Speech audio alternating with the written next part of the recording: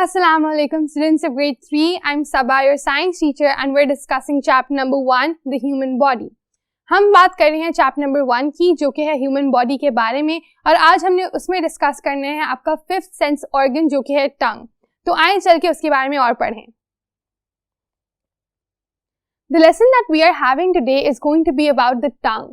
टंग क्या होती है? आपकी जुबान को हम टंग कहते हैं, ठीक है, इंग्लिश में। And what does it do, वही हमने बात करनी है आज। तो इस लेक्चर का मकसद ये है कि आप अंडरस्टैंड कर सको कि जो आपकी पांचवी सेंस है, which is the sense of taste, and it enables you to taste things, वो किस तरह से फंक्शन करती है और कौन सा ऑर्गन है उसके पीछे। So what organ is related to taste? Very good, the organ related to taste is tongue. तो इसी वजह से हमने बात करनी है कि टंग जो है वो उसके क्या क्या फीचर्स हैं, वो किस तरह से काम करती है, how does it act, that is everything that we have to do right now, ठीक है। तो हम स्टार्ट करते हैं पढ़ना about facts regarding the tongue. The human tongue helps you to chew food. इंसानों की जो जुबान है वो उनको क्या करने में मदद करती है? खाना चबाने में। च्यू करने का मतलब होता है चबाना, राइट। तो आप जब खाना अपने मुंह में लेके जाते हो तो ऑब्वियसली आप उसको च्यू करते हो, है ना, पहले आप उसको चबाते हो, राइट। तो वो किस तरह से हो रहा है? वो आपकी जुबान की मदद से हो रहा है। उसके बाद after this it helps you swallow food. चलो पहले तो उसने आपको चबाने में हेल्प किया, उसके बाद उसने क्या किया? जब आप अपना खाना स्वैलो करते हो, यानी जब अपने खाने को निगलते हो, तो फिर क्या होता है? तभी आपकी जुबान उसमें हेल्प करती है। वो किस तरह से? कि वो आपके खाने को पुश करती है at the back of your mouth. तो आप अपनी जुबान की मदद से अपने खाने को पीछे भेजते हो ताकि फिर आप उसको नीचे लेकर जा सको, स्वैलो कर सको। थर्ड काम वो क्या करती है? It has taste buds on its surface. अब तीसरा काम जो वो करी है वो है जो आपका सेंस जिसकी हम बात करें, सेंस ऑफ टेस्ट। तीसरा काम आपकी जुबान ये कर रही है कि वो आपको खाना टेस्ट करने में हेल्प करती है। और वो किस तरह से करती है? उसके ऊपर होते हैं टेस्ट बड्स। सो ये उसके ऊपर सेंसेशनल ऑर्गन्स हैं जिनसे क्या होगा? टेस्ट उनको पहुंचेगा। तो खाने का फ्लेवर कैसा है, स्पाइसी है, स्वीट है, ये सब जो है हमारे टेस्ट बड्स बताते हैं। और टेस्ट बड्स कहाँ पर है? जुबान पर है। It even helps you talk. अब ये जो है ये एक डिफरेंट बात है कि क्या कर रही है? सारी पहले चीजें जो थी वो खाने से रिलेटेड थी, लेकिन जुबान आपके बोलने में भी आपकी मदद करती है। आपका जो तलफ्फुज होता है, जो आपका बोलने का अंदाज होता है, उसमें आपकी कॉन्स्टेंटली जुबान मूव करी होती है। अगर मैं अभी बोल रही हूँ और मेरी जुबान नहीं मूव करेगी तो क्या कोई भी साउंड निकलेगी? कोई वर्ड ठीक से प्रोनाउंस होगा? No, not at all. आप खुद भी ट्राई करें, क्या आप पॉसिबली बगैर जुबान को यूज किए बात कर सकते हैं? नहीं, आप नहीं कर सकते। तो जुबान का ये भी एक बहुत अहम फंक्शन है कि वो आपको बात करने में मदद करती है। आगे देखें, the taste bud send a message to the brain. होता ये कि आपका टेस्ट बड जो है वो फौरन पहचानता है कि टेस्ट जो है वो किस तरह का है, वो आपके ब्रेन तक मैसेज पहुंचाता है। फिर ब्रेन बताता है कि अच्छा ये स्पाइसी है या ये स्वीट है, इसमें मिर्चें ज्यादा हैं, इसमें नमक ज्यादा है। टेस्ट बड्स ने ब्रेन के साथ कोऑर्डिनेट किया। इन सब ऑर्गन्स को काम करने के लिए साथ ब्रेन की मदद की जरूरत होती है। ये आपने एक इंपॉर्टेंट चीज थी जो नोटिस करनी थी, जैसे कि जब आप आईज से देख रहे होते हो तो क्या होता है? आपके ब्रेन को फौरन सिग्नल जाता है और इमेज जो है वो उल्टी होती है, वो आपको सीधा करके देता है आपका ब्रेन। तो आई भी आपकी कोऑर्डिनेट कर रही है ब्रेन के साथ। स्किन में भी जब आप किसी चीज को टच करते हो तो जो नर्व एंडिंग्स हैं वो फौरन दिमाग को सिग्नल भेजती है, और फिर उससे आपको पता चलता है कि चीज ज्यादा गर्म है, ठंडी है, कैसी फील हो रही है, वो आपका ब्रेन आपको बताता है। तो जो आपके ऑर्गन्स हैं वो सिर्फ आपकी यूटिलिटीज हैं, उनसे आप सामने उनको यूज जरूर करते हो, लेकिन एक्चुअली उस इंफॉर्मेशन को समझ कौन रहा है? आपका ब्रेन समझ के आपको बता रहे हैं।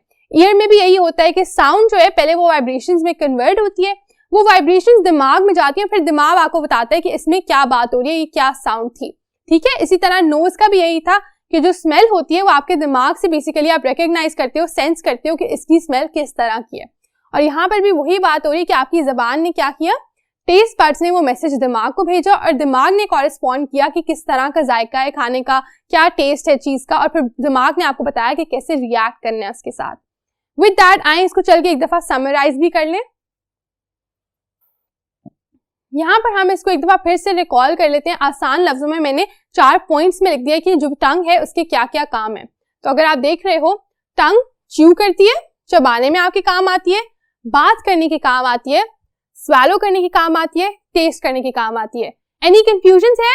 If yes then we can just go over it once more time कि हम करते क्या है। जबान जो है खाना चबाने के काम आ रही है, यानी आपको च्यू करने में, जब आप खाना अपने मुंह में लेकर जाते हो उसको बाइट करने में, उसको प्रॉपर्ली च्यू करने में आपकी जबान आपकी मदद करती है। उसके बाद वही उस खाने को पीछे पुश करती है आपके माउथ के एंड की तरफ ताकि वो स्वैलो हो सके। थर्डली वो आपको उसका टेस्ट रिकॉग्नाइज करने में हेल्प करती है टेस्ट बड्स की मदद से।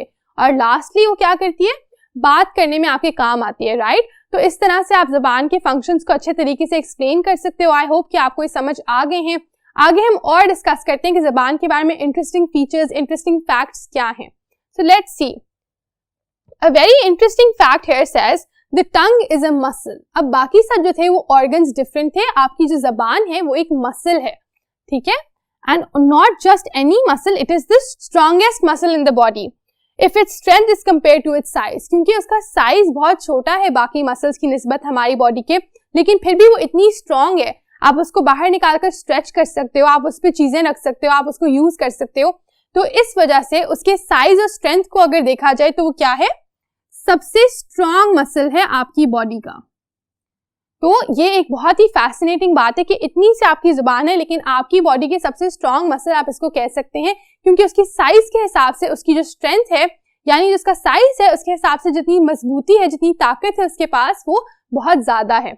आगे देखें, each tongue has a unique print. This is another interesting fact. अब ये क्या कह रहे हैं, ये कह रहे हैं कि हर जबान का एक अलग प्रिंट होता है।